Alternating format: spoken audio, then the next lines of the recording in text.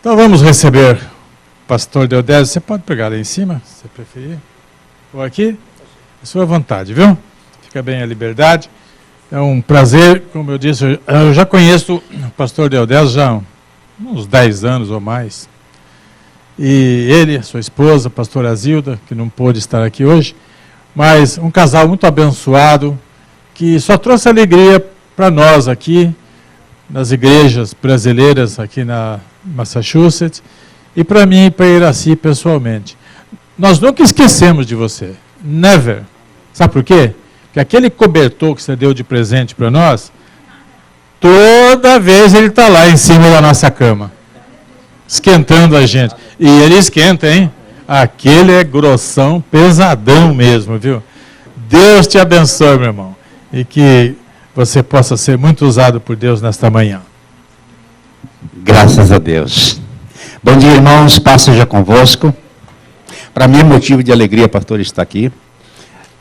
A gente se conheceu o pastor Caio em 2002, numa visita que eu fiz nos Estados Unidos.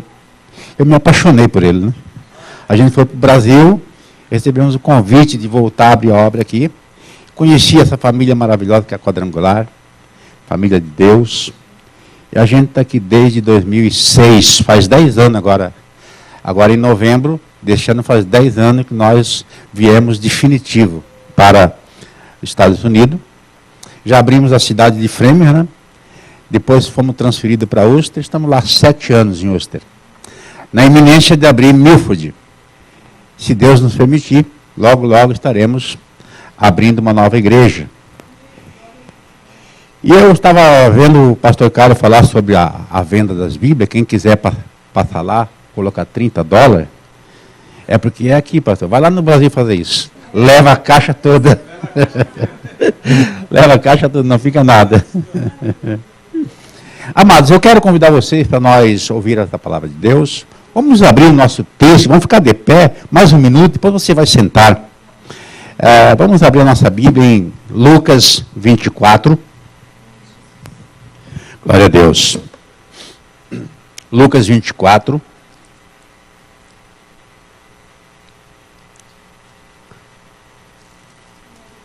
Versículo 44. Quando o pastor Cário me convidou ontem para pregar, depois de 6 meses sem pregar, que quase 6 meses nós entregamos a igreja em dezembro, lá e entramos de licença ministerial, mas alguma coisa me incomodava, eu não conseguia. Eu me sinto como um peixe fora d'água, irmãos. Essa que é a verdade. O irmão Claudio me falou para mim, tira o pastor do púlpito, mas não tira o púlpito dentro do pastor. É uma verdade, a pessoa fica inquieta. E eu estava auxiliando o pastor Roberto em Low, com a minha esposa, estamos indo, frequentando a igreja dele lá, vai e vem, mas eu me sinto assim inquieto. E graças a Deus tive o privilégio, onde o pastor me convidou para pregar aqui hoje. Eu já estou meio destrenado até, né? Mas eu fui orar a Deus para me dar uma mensagem, um tema para essa mensagem. E Deus colocou um tema no meu coração que eu quero compartilhar com vocês hoje. Um tema que eu nunca preguei em lugar nenhum esse tema. Mas vou pregar aqui hoje, porque eu recebi de Deus esse tema. O Evangelho completo. Nós somos incompletos, mas temos um Evangelho completo. E eu quero falar sobre isso hoje. No texto de Lucas 24, 44, diz assim: a seguir, Jesus lhe disse, são estas palavras que eu vos falei. Estando ainda convosco, importava-se que se cumprisse tudo o que de mim está escrito na lei de Moisés, nos profetas e nos salmos. Então lhe abriu o entendimento para compreenderem as escrituras. Ele disse, assim está escrito que o Cristo havia de padecer e ressuscitar dentre os mortos no terceiro dia, e que em seu nome se pregasse arrependimento para a remissão dos pecados a todas as nações, começando de Jerusalém. E vós sois testemunhas dessas coisas. Eis que envio sobre vós a promessa de meu Pai. Permanecei, pois, na cidade, até que do alto seja revestido de poder. Amém? Eu quero que você repita comigo essa última parte aqui. Permanecei, pois, na cidade, até que do alto seja revestido de poder. Amém? Amado e querido Deus, ouvimos a tua palavra e eu te peço, Espírito de Deus, para que a tua permissão, Senhor, com a tua direção, usa a minha instrumentalidade nesta manhã. Usa, Senhor, aquilo que há em mim, Senhor, para trazer esta palavra, esta mensagem gloriosa. Venha falar profundamente ao nosso coração, em nome de Jesus. Amém e amém. Digam todos graças a Deus. Louvado seja Deus. Queridos, pode sentar, pode ocupar os vossos lugares. Eu confesso para os irmãos que quando eu escuto muita notícia, eu fico com o sentimento de Neemias, sentimento de tristeza. Quando Neemias era copeiro do rei, era aquele moço alegre, era aquele moço feliz que todos os dias servia o rei na taça. E o rei bebia com alegria, porque Neemias era um homem de Deus. Havia poder da unção nele. Havia unção da alegria no seu rosto. Mas o rei um dia percebeu que naquele dia estava diferente o rosto do seu servo. E ele disse: o que tens, está doente? Ele disse: não, meu senhor, eu não estou doente. Por que o teu semblante está triste? E ele disse: como poderia o teu servo estar alegre quando eu escuto em Jerusalém a minha cidade derribada? Quando eu escuto meu país num caos? Quando eu escuto meus parentes, as pessoas próximas de mim, morrendo a cada dia, sendo trucidada, como poderia ficar eu alegre? E eu confesso para os irmãos que esse sentimento tem tomado conta de mim. De 2 anos para cá, perdi 4 irmãos mais novos do que eu. Morte trágica. Até falava para a irmã Cristiana ontem, um sobrinho meu foi assassinado dentro da própria casa com 15 tiros na frente da mãe dele. Então a gente fica triste quando a gente se volta para o nosso país e veja o estado que está o nosso país. O nosso país está doente. Quando a gente veja pela televisão uma menina com 16 anos sendo estuprada por 33 marginal, sendo violentada brutalmente em seus direitos. Quando a gente veja a corrupção no poder da nossa nação, como diz o velho provérbio, de cabo a rabo, o nosso país está podre. A nossa nação está se deteriorando. Isso vai nos entristecendo saber que essa corrupção cria marginalidade, cria marginal, cria bandidos, gera miséria. O nosso país está doente. O nosso Brasil está enfermo. Só em São Paulo, se nós for fazer a estatística, mais de 200 mil mulheres prostitutas se prostituindo nas ruas. Sem contar os menores infratores, criança com 8, 9 anos pega um revólver e já sai assaltando a mão armada. Crianças que dão um tiro em pessoas inocentes, matam sem nenhum escrúpulo. O nosso país é um país doente, é um país enfermo. Eu vi o pastor Cário falar sobre a oração pelos casais. Tem pessoas que se casam hoje no Brasil, quando o fotógrafo vai levar o álbum de casamento, chega lá e se surpreende. O casal já se separaram. É incrível, eu ouvi uma história de fotógrafo que fez o álbum de casamento, gastaram aquele casamento bonito, e quando ele foi levar o álbum, 15 dias depois, o casal havia se separado. Nosso país está doente, irmãos. Está enfermo.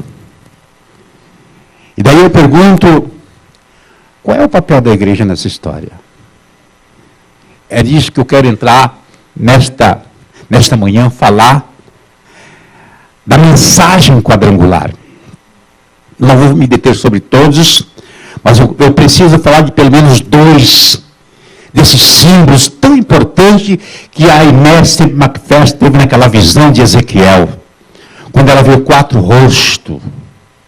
Quando ela viu o rosto de boi, o rosto de leão, o rosto de homem. Eu quero falar primeiramente do rosto de homem, porque o rosto do homem simboliza o nosso Cristo que veio para salvar a humanidade. O profeta Isaías profetiza sobre ele dizendo que como um cordeiro mudo, ele marchou diante de seus tosqueadores.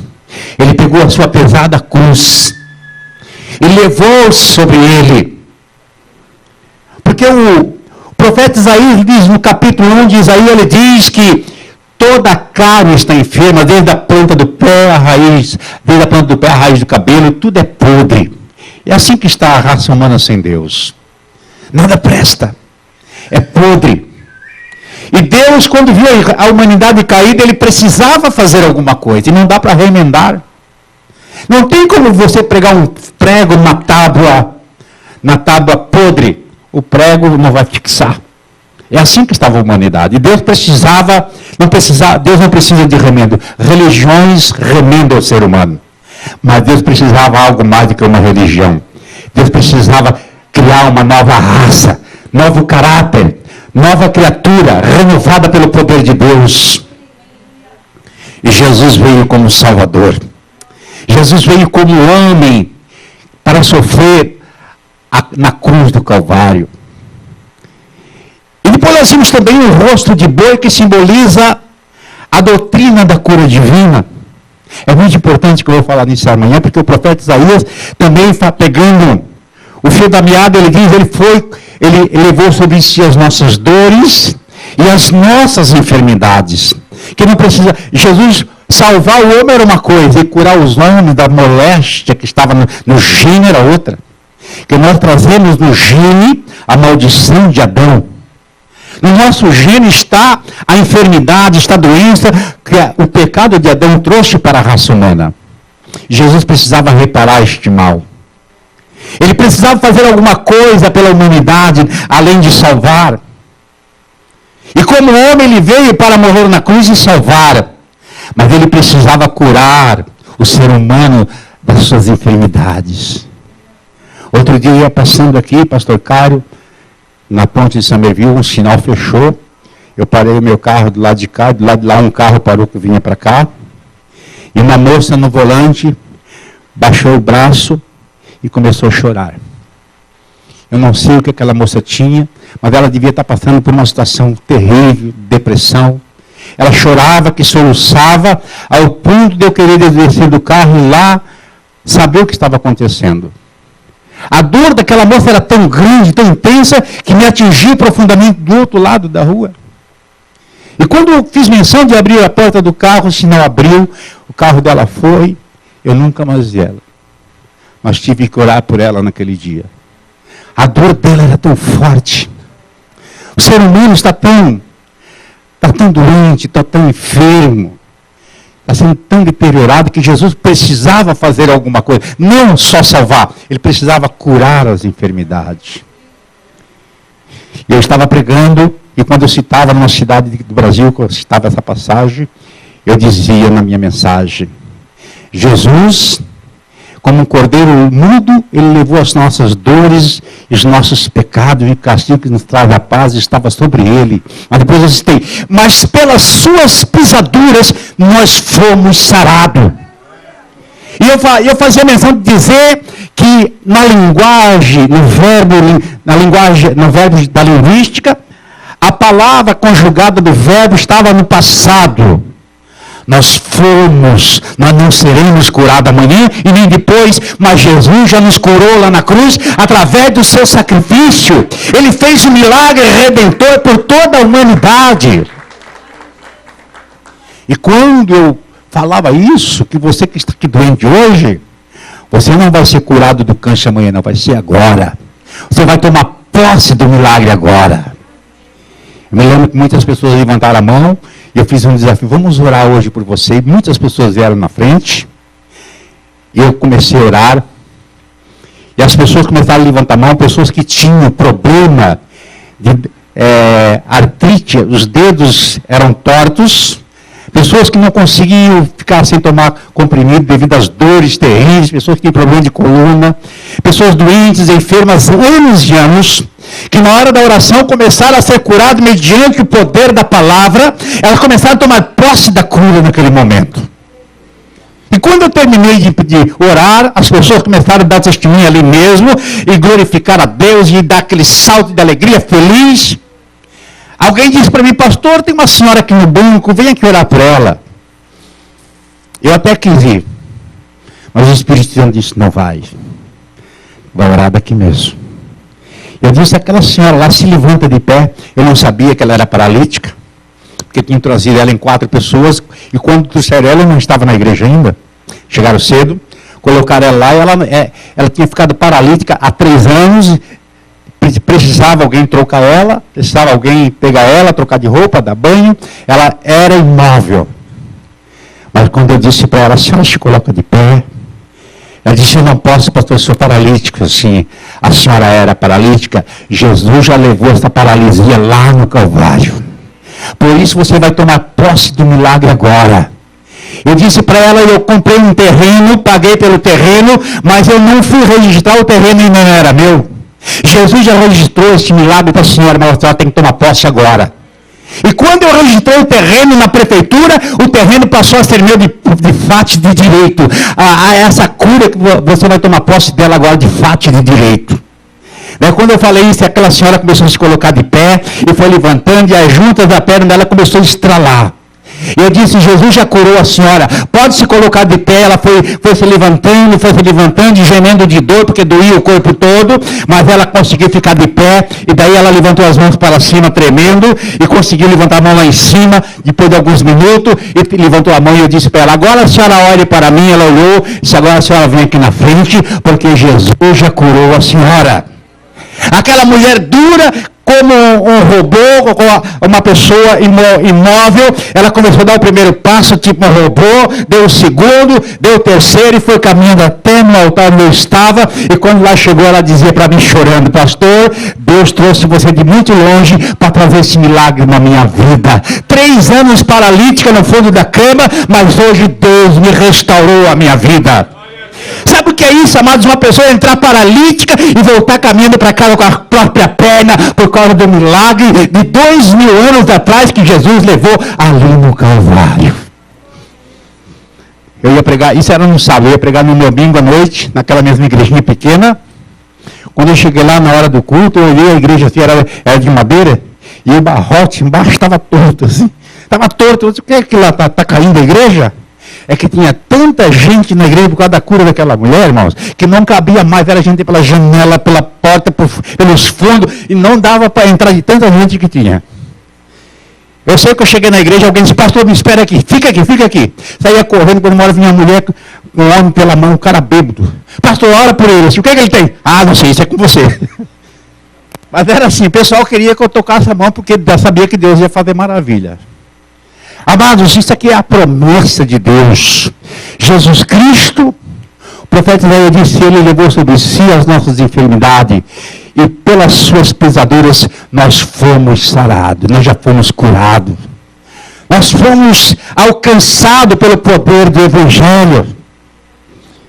Esse mundo que nós vivemos está doente, mas Deus levantou a igreja para restaurar a enfermidade, a humanidade caída.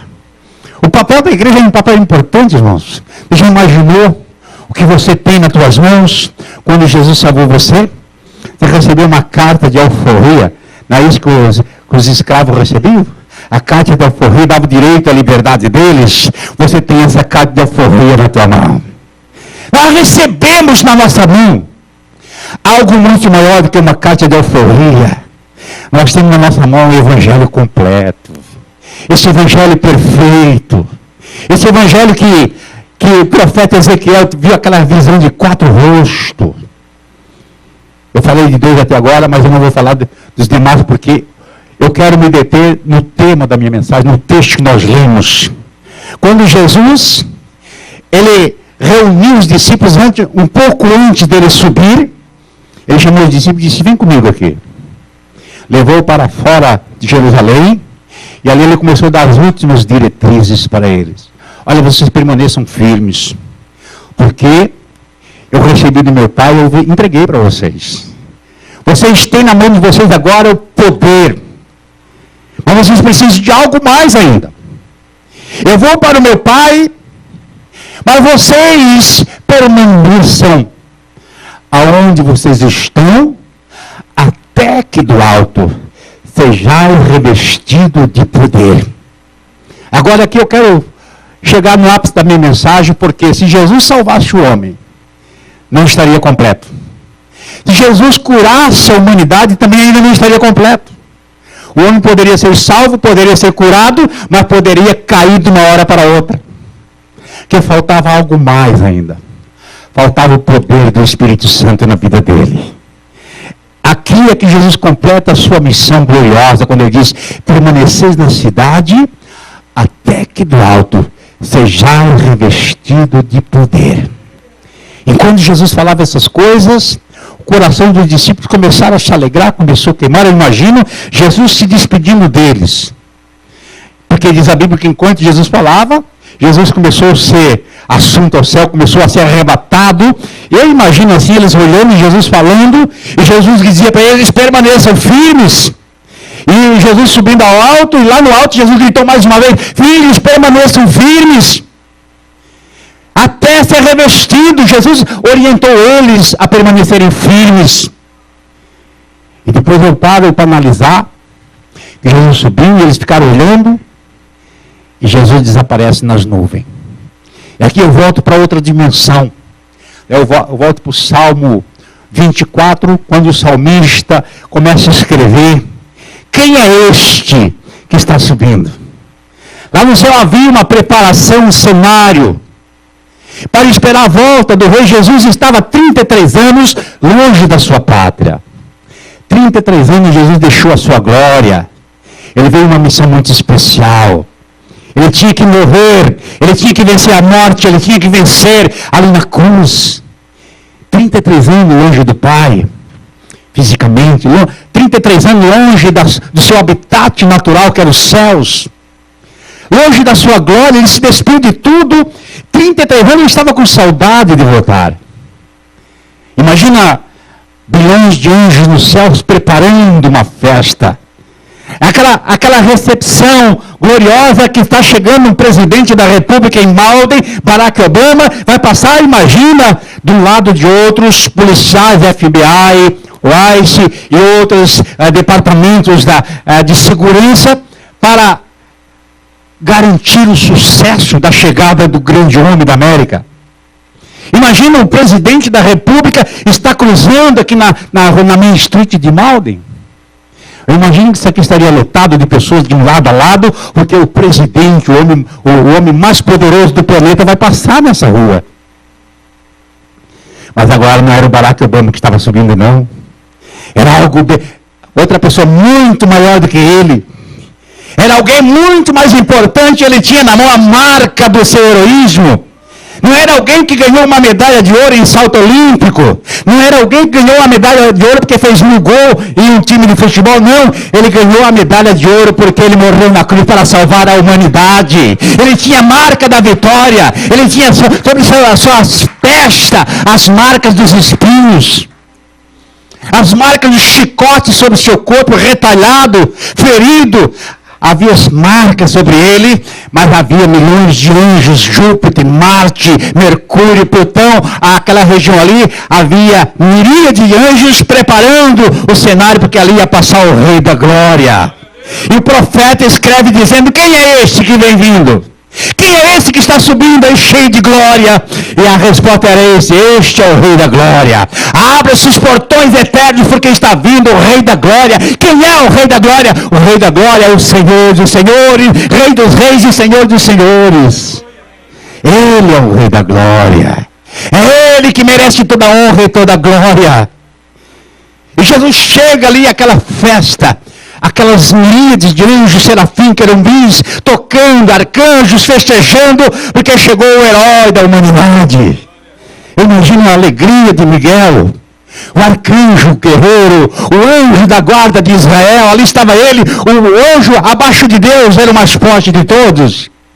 E Miguel, representando toda a classe angelical, ele se aproxima diante de Jesus, se dobra os joelhos diante de Jesus, e diz: ô mestre, que bom tê-lo de volta, Senhor.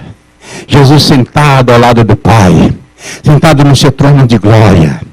E Miguel disse: Senhor, que bom tê-lo de volta conosco. Nós estávamos com saudade de ti, Senhor, sentado nesse trono. Jesus disse: obrigado, Miguel. Para mim é um prazer, é um privilégio novamente estar aqui. E daí Miguel disse: Senhor, eu tenho um pedido para te fazer.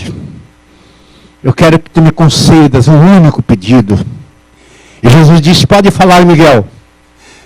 E ele disse: Senhor, eu estou representando toda a classe angelical. Mais de 2 bilhões de anjos, eu sou representante deles com um único pedido que eles querem. Qual é, Miguel? Eu quero que tu nos permita a descer lá embaixo e pregar o evangelho para a humanidade. Jesus olhou para Miguel e disse: olha, Miguel, eu sinto muito, mas eu vou te negar esse pedido. Esse desejo eu não vou dar a ti. Essa missão de pregar o evangelho vai ser dada para o homem. Eles é que vão levar o meu evangelho completo para a humanidade. Eles é que vão levar minha palavra e o homem vai salvar o homem. E Miguel disse: mas Senhor, espera aí. O homem te traiu.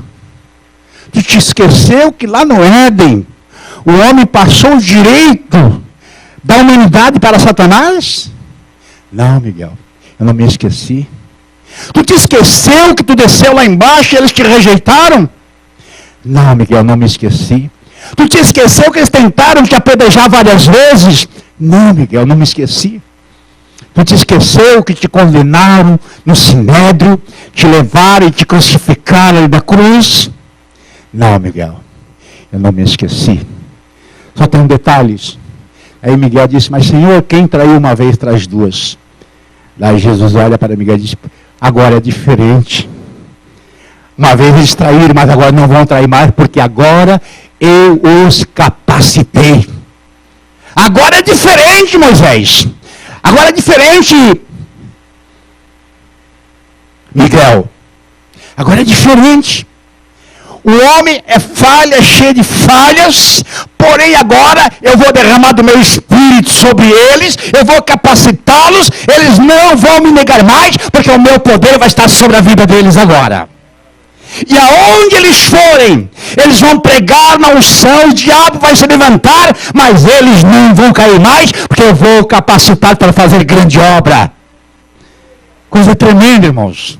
Quando nós começamos a ver o amor de Deus, uma raça miserável, caída, desgraçada, destituída da graça de Deus, e Deus restaura, como diz Isaías, Jesus é o renovo da humanidade, ele fez tudo novo. Ele fez, ele curou, ele sarou, ele salvou e ainda capacitou para pregar o evangelho de Jesus. Que nesta manhã, amados, você possa sair daqui, não como entrou, não como vazio, mas você possa dizer: Senhor, me reveste também um pouco mais do alto, para que eu possa, onde eu for, levar a tua mensagem, curar os enfermos, levar a palavra da salvação. Eu me surpreendi com a minha esposa esses dias. Ela tem alguns dólares aí. Eu disse: para quê? Eu quero evangelizar. Evangelizar com dinheiro? Oh, mas isso é bom demais. Sabe o que ela fez? Sabedoria de Deus. Tem aqueles mendigos na sinaleira, no sinal, pedindo uma moedinha.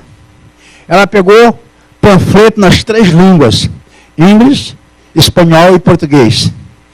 E nós tínhamos lá na igreja. Ela pegou cada folha daquela, ela grampeia com $1. E os caras estão ali pedindo dinheiro, ela dá o dólar, mas dá o folheto junto.